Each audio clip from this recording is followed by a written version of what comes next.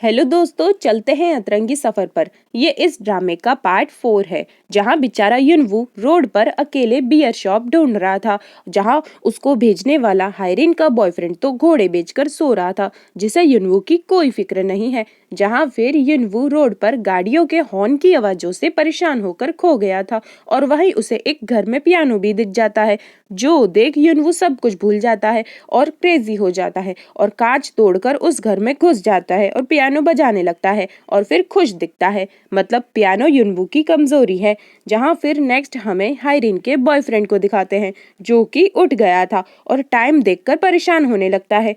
ये कहाँ रह गया, अब तक आया क्यों नहीं, और हायरिन को कॉल कर कर घर बुलाकर सब कुछ समझाने लगता है। और फिर ये दोनों युनवू को ढूंढने निकल पड़ते हैं, जिसके बाद हमें युनवू को दिखाते हैं और वहां उस घर की ओनर भी उसे पियानो बजाता देख लेती है और उससे उसकी मॉम का नंबर लेकर उन्हें कॉल करती है। क्या आप युनवू की मॉम बोल रही हैं? प्लीज आप आकर अपने बेटे को यहाँ से ले जाइए। जो सुनकर स्टेप मॉम को तो शॉक लगता है और फिर वो खुद पहुंच जाती हैं उसे लेने, जिन्हें देख युनवू कहता है, मॉम मॉम आ गई। जो सुन स्टेप मॉम कहती है, गोयुन आखिर कब छूटेगा तुम दोनों से पीछा। और फिर युनवू को लेकर कहाँ जाऊं, तो अपने फ्लैट के नीचे पहुंचकर युनवू से कहती है, क्या तुम्हें गोयुन का नंबर पता है, और उसे कॉल करने लगती है।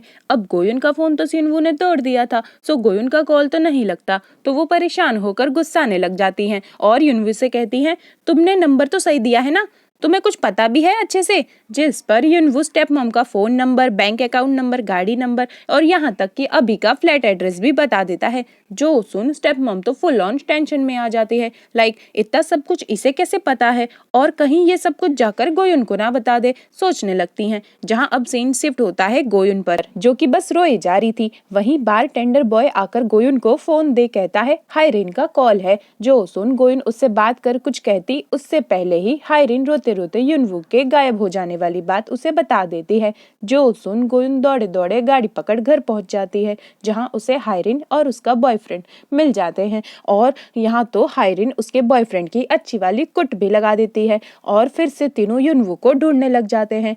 गोयुन कभी मार्केट तरफ, कभी रोड तरफ और हर तरफ देख लेती है, पर उसे युनवू कहीं नहीं मिलता है, तो वो रोने लग जाती है और जैसे अब वो अंदर से भी टूट गई थी। और ये सीन बहुत ही ज्यादा इमोशनल था, जहां अब हमें स्टेप मॉम को दिखाते हैं, जिनके दिमाग में कुछ अलग ही खुराफात चल रही थी। लाइक नहीं, अब मैं युनवू को गोयुन को नहीं दे सकती, इसे मेरे बैंक अकाउंट, मेरे बारे में, मेरी गाड़ी, फ्लैट एड्रेस सब पता है, ये मेरे लिए खतरा बन चुका है। और फिर उसे लेकर गाड़ी में कहीं दूर जाने लगती हैं, जहां अब हमें यूमी को दिखाते हैं, जो कि घर आकर मॉम को देख रही थी, लेकिन उसे मॉम कहीं नहीं दिखती है। तो वो सोचती है इतनी रात को मॉम कहाँ गई हैं, और उनके फोन पर कॉल करती है, जो कि नॉट रीचेबल बताता है, क्योंकि उन्होंने ऑलरेडी फोन की सिम निकाल अलग रख दी थी। और वो युनवू को खाली जगह पर ले जाकर बहुत ही सारी स्वीट्स और चॉकलेट मिल्क देकर कहती है, देखो मेरी बात ध्यान से सुनना, तुम अब मुझे या गोयुन को कॉल नहीं करोगे और ना ही कभी किसी को हमारे बारे में बताओगे,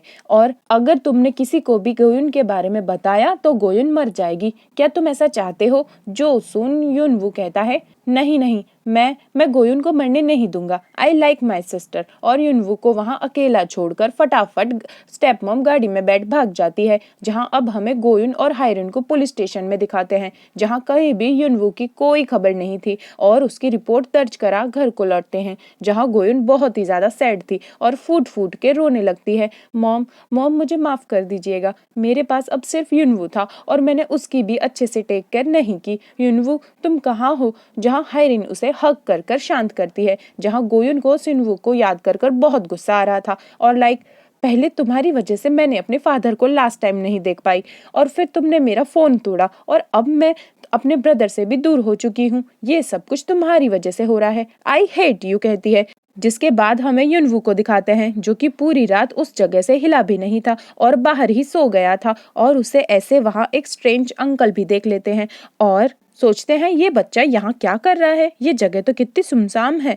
और ये ऐसे क्यों सो रहा है। जिसके बाद अब नेक्स्ट हमें जुन को दिखाते हैं कि कल रात गोयुन को बार में देखने वाली बात याद कर रहा था और उसकी हेल्प करना चाहता था, पर अब वो क्या करे, यूजिन की वजह से उसकी आइडेंटिटी तो पुअर बॉय की थी और गोयुन किसी की भी हेल्प ऐसे ही नहीं लेगी। सो वो पुअर बॉय बनकर ही तैयार शेयर होने लगता है, जहाँ यूजिन भी उठ गया था और घड़ी देख जुन पर गुस्सा करने लगता है, भाई तूने मुझे उठाया क्यों नहीं, मुझे कितना लेट हो चुका है। तो जुन कहता है मैं क्यों उठाऊं तुझे, मैं क्या तेरी अलार्म क्लॉक हूँ, और रूट बनकर निकल पड़ता है। जहाँ यूजिन जुन के ऐसे बिहेवियर से शॉक था और क्या ये कल की बात से अब तक नाराज है, पर मुक्का तो इसने मुझे मारा था ना, और अब गुस्सा भी यही दिखा रहा है, इसे हो क्या गया है। जहाँ जुन तो सीधा मोबाइल स्टोर जाकर फोन खरीदता है और खुश होने लगता है। जहाँ अब हमें नेक्स्ट गोयुन को दिखाते हैं, जिसकी रो रो कर हालत खराब हो रखी थी और फिर भी वो युनवू को ढूंढने जाने की जिद करती है। जहाँ हायरिन उसे कहती है देखो ऐसे तो तुम कभी भी युनवू को नहीं ढूंढ पाओगी, अपनी हालत तो देखो, पुलिस उसे ढूंढ लेगी, वो मिल जाएगा। वैसे क्या पता वो अपनी स्टेप मम और यूमी के पास गया हो।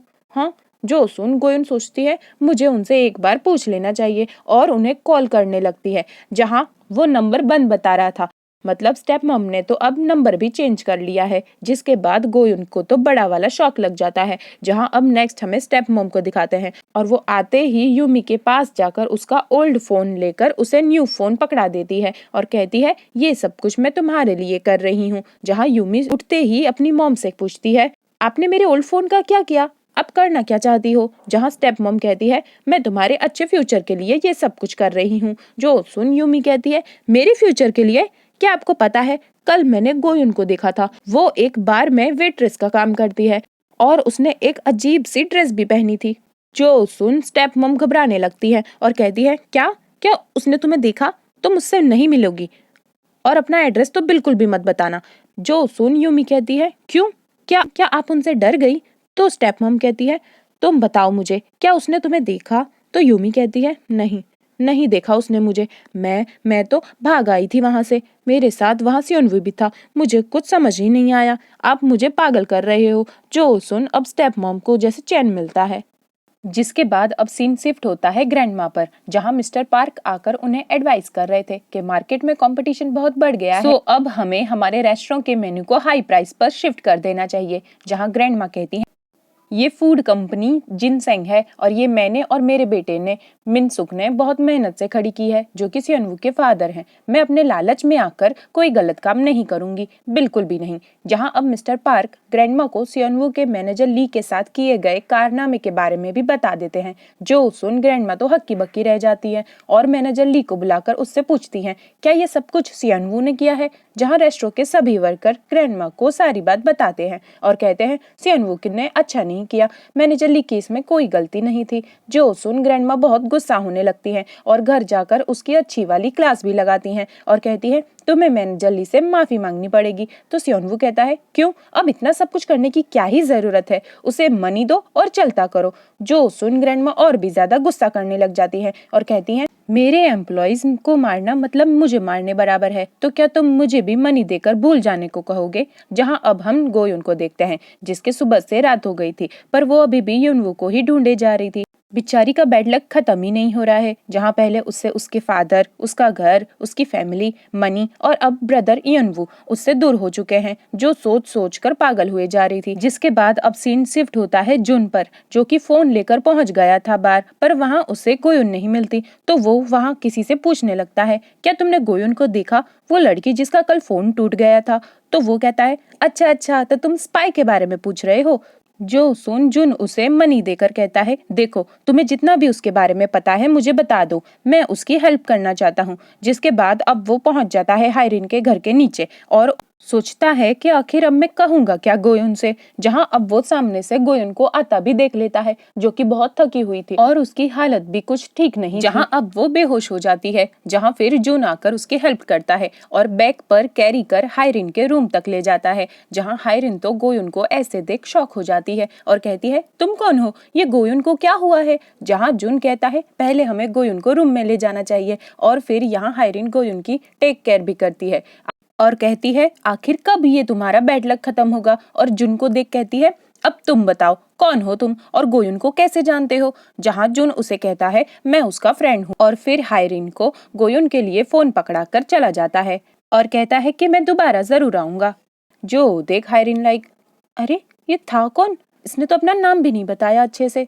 जहाँ अब नेक्स्ट हमें मॉर्निंग का सीन दिखाते हैं, जहाँ गोयुन उठते ही देखती है कि वो हायरिन के रूम पर है, तो पूछती है यहाँ कैसे आई मैं, मुझे कौन लेकर आया? तो हायरिन उसे बहुत ही एक्साइटेड होते हुए कहती है, अरे मत पूछ वो कौन था, ना उसने कभी अपना नाम बताया और ना ही अपना काम बताया, बस इतना कहा है कि वो तेरा फ्रेंड है और तेरे लिए ये ब्रांड न्यू फोन भी देकर गया है और कहा है कि वो फिर आएगा तुझे देखने। वैसे तो वो बहुत हैंडसम था और जेंटलमैन भी लग रहा था और बताऊं तुझे, उसकी एज 28 to 29 अराउंड होगी और वो सिंगल भी होगा। इसे मानना पड़ेगा, हायरिन ने एक मीटिंग में काफी कुछ पता लगा लिया है। अब आगे क्या होगा ये देखेंगे नेक्स्ट पार्ट में। तब तक के लिए अपना ध्यान रखिएगा और आप सभी के लव और सपोर्ट के लिए दिल से शुक्रिया और जिन्होंने अभी तक सब्सक्राइब नहीं किया है वो भी कर लीजिएगा। मिलते हैं बहुत जल्द।